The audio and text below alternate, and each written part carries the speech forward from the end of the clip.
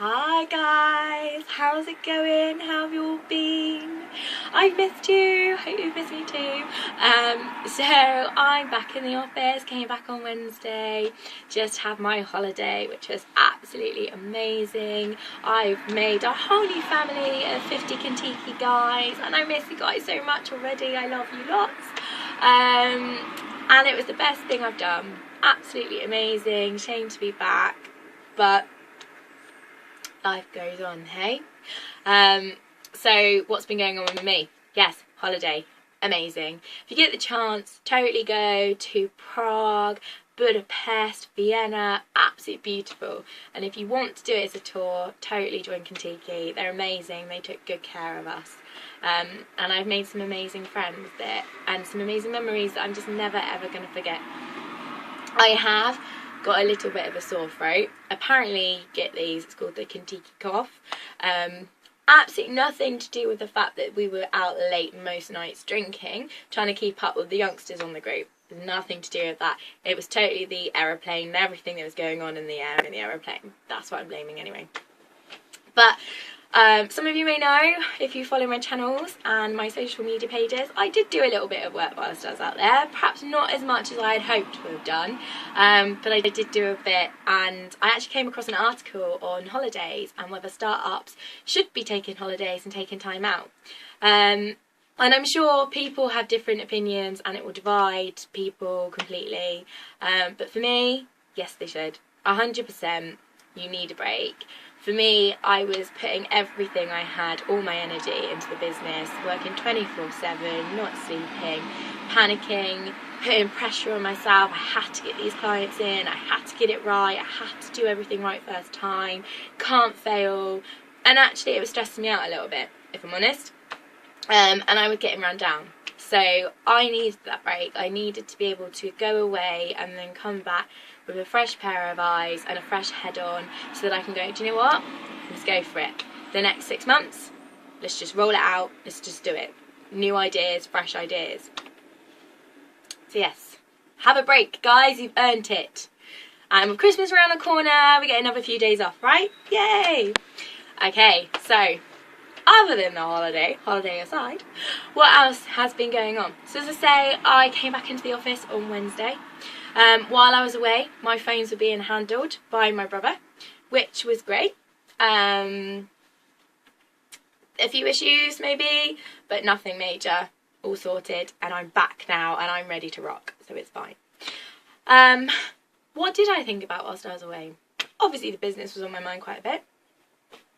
And the biggest thing for me was where I go next to try and attract new clients. So far, I have been very, very lucky and have been surviving mainly on word of mouth. But that only lasts for so long.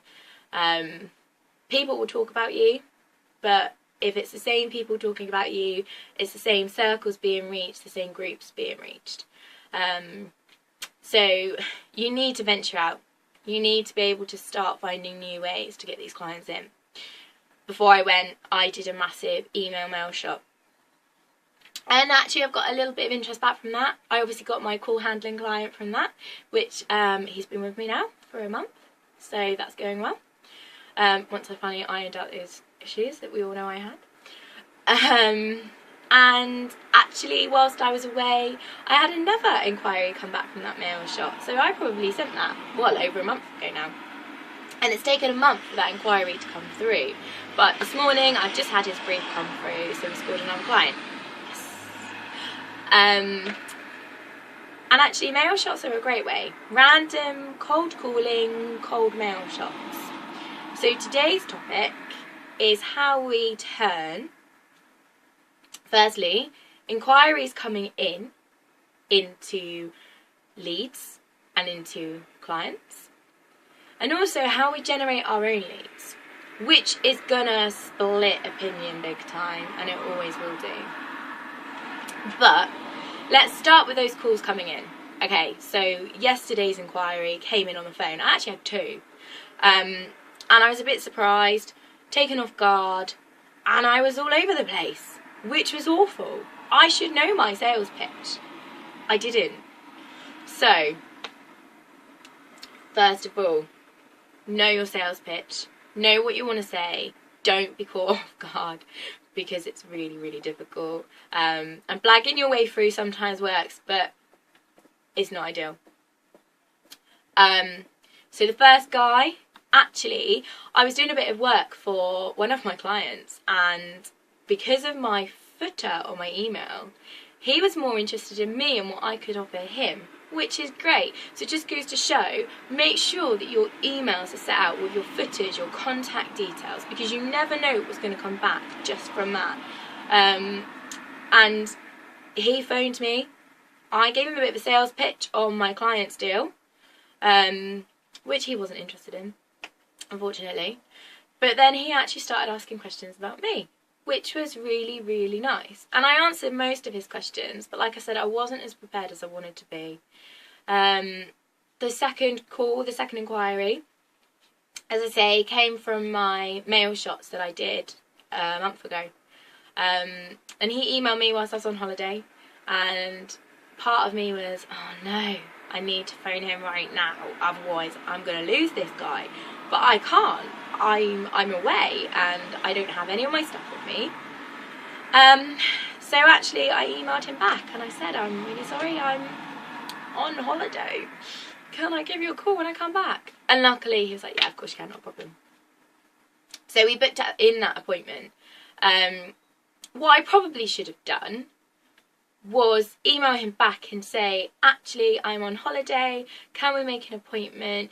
Can you give me a little bit of brief information beforehand about what it is that you want? Because then I could have been more prepared for when we called yesterday, whereas we discussed it all on the phone yesterday. I'd done a little bit of research into his company and what it is they do, which helped me. But at the same time, I was then a bit like, okay, well, now you're going to have to send me a brief so I can read through it, then I'll come back with questions, which he has, as I said, followed through with an email this morning, but probably wasn't the best highlight. It wasn't the best way I've ever sold myself. I'm not naturally a salesperson. I find it quite difficult. And when I'm put on the spot, I go a bit like, ah! So I need to tune in on those. So the important thing is to make sure that you have a routine when these inquiries come in. Have a script. I read a bit of advice saying that all the best movies and plays, in fact all movies and plays, are written on scripts. People take them home, they practice, they rehearse, they don't just wing it. So there's no harm in you having a script. There's no harm in you having a step-by-step, this is what happens when these calls come through, and having those bits to hand for you. Yes, you're the owner. Yes, you're in charge. Yes, you know your business inside out. But you're never going to know or be able to know what the person on that side of the phone is going to ask you. So it's okay to have a script, it's okay to have the information by hand, and also it's okay to say, do you know what, I am sorry, I don't know, I'll find out for you. But, as I say, new clients and a new potential. So, the other thing that I've been looking into is how I generate leads myself. So, 2 of my clients recently have asked me to do some cold calling. One, because they are setting up a new networking meeting and they want people to come along, but there's a cost involved. And the other, we are producing a magazine and we've got some advertising available. As I've said, I'm not a salesperson. Am I comfortable picking up a phone, cold calling and asking somebody to give me their money when they're not expecting my call? No, I'm not. It's not looked upon in such a positive light necessarily at the moment. It's a nuisance, is how it's seen. I myself literally had a cold caller ring me up yesterday asking me about my car accident. Now, I haven't ever had a car accident. I hit into a gate post once upon a time, put a little bit of a ding in my car, but I've never had an accident. I was told they were going to put me on a hold whilst they checked that out with their supervisor. And I was at the end of the phone thinking, do you know what, take me off your database, don't ring me again. Your supervisor wasn't there in my crash if I had had a crash. You know, it's me. So I completely get it's a nuisance. But, on the other hand, put a positive spin on it. So many businesses know that it is seen as a bad thing and a negativity towards it, that actually, if you get it right, you're using something your competitors aren't. It's a foot up. But you have to do it right. And as I say, if you're like me, and you're not a natural salesperson, how do you get it right, hey? So I was doing a little bit of research into it. And the main points that they are telling you is to get creative with it. Make it your own. Don't make it about a sales pitch. Don't go in thinking, I want to sell this and I'm going to sell this and that is that. That's the be all and end all. The first big issue to get over is actually picking that phone up. We all have our phones in our hands every day. We answer to our friends, we text, we email from it, we go on social media. They're small, they're compact, they're the easiest things to carry around, and literally they're probably glued to our hands 70% of the time maybe. Yet when we come to pick it up to make this call, it's like an anchor. You can't pick it up. It's heavy. You're scared of it. It's that fear. There's a fear that you don't want to pick it up. So the first thing is to get over that fear. People can't see you. They don't know who you are. You're just a voice. And what is the worst that is going to happen? The worst that's going to happen is you're not going to know what you're saying. You're going to get tongue-tied. You're going to make yourself look like a bit of a prick. And the person on the other end is going to laugh at you. They're going to scream at you. Or they're going to put the phone down. How many of us have already had that done in our lives? Doesn't affect us. We just get up, go make a cup of tea, and we're still surviving. So get over that fear. Like I said, think of the worst case scenario. It's not that bad. So start with a couple of calls a day. Practice. Practice making these calls. And like they say with anything, practice makes perfect. So challenge yourself. Make 2 calls a day for 2 weeks. And then do 5 calls a day for 2 weeks. And you'll soon see that it becomes natural. Naturally picking up that phone, naturally getting on the end of the phone, learning from the mistakes that you've made, just getting into the swing of it. It'll help. Work on your greeting. Make yourself stand out from everyone else. There is no point phoning and spilling everything straight away. It is going to put people off. So make sure you're phoning, you're professional, you're enthusiastic without being over the top. You don't want to make it a sales call, you know? So if you can do a little bit of research before, find out who you're talking to, find out who the marketing manager is, find out who the director is. It's all going to help. It's all going to make you look like you want to speak to that person, you want to communicate with them. They are important. So phone up. Good morning, Mr. Jones. How are you today? Automatically, he's going to answer. There's going to be communication. It's not just you doing a sales pitch. They're getting involved. Then get creative with how you introduce what it is that you have for them. So give them a reason. Okay, so for example, I'm selling advertising space. So I might phone up and I might say something along the lines of, if I can show you a way to reach your target market nationally with just one advert at very competitive prices, would you be interested? I'm going to again get a reaction.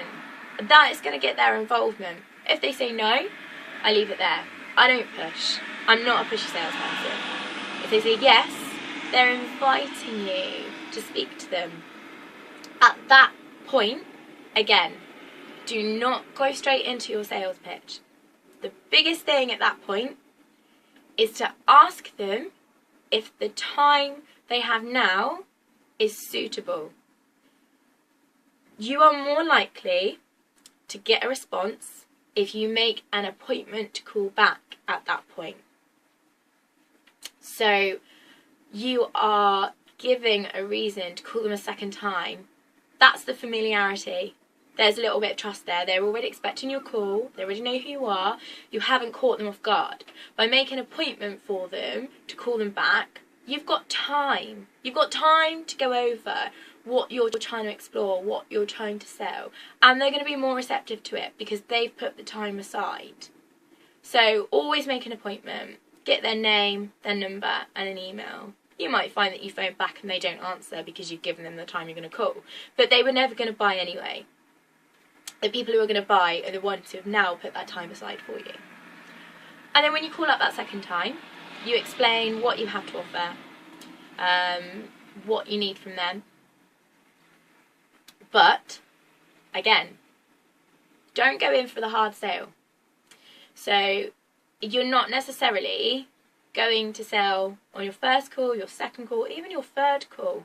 It takes, on average, 8 times connecting with somebody to actually transition into that lead and that sale. So at that point, once you've gone through all that with them, it's almost worth saying to them, okay, you don't need to make a decision today. I've told you what we're offering. I can send it all over to you and confirm it all in an email so that you can read through it in your own time. And then let's make another appointment for me to give you a call back to see whether you've made a decision and whether it's something you're interested in. You're not going for a hard sale. You're just giving them the information you want. You're making those connections. You're making that familiarity. You're allowing them time to think. If people are put on the spot, they're more likely to say no than they are yes. Just because they don't want to make a mistake. I'm exactly the same. So there is a need for cold calling still on some points. And there are ways to do it that aren't a hard sale and aren't off-putting, but you need to learn them and you need to get them down. So as I say, start small, start with a few calls and see where it goes. And then if it isn't for you, there are other alternatives, which is how I've been doing it. So actually I've been doing a bit of a mixture of both, but my preferred way is to send an initial email. Engage with people, let them know that, you know, there's something out there might be something more coming. It's a little bit of an introduction. They can read about you before you phone up. They can do their research. I always include website links for whoever I'm working with. They can click on that. They can go have a read through. They can check your company's house to see whether you're a proper business rather than a scammer. Things like that are important to businesses these days. So I have started some of mine with an email first. But always, always follow up. Whether you follow up with a second email or you follow up with a call.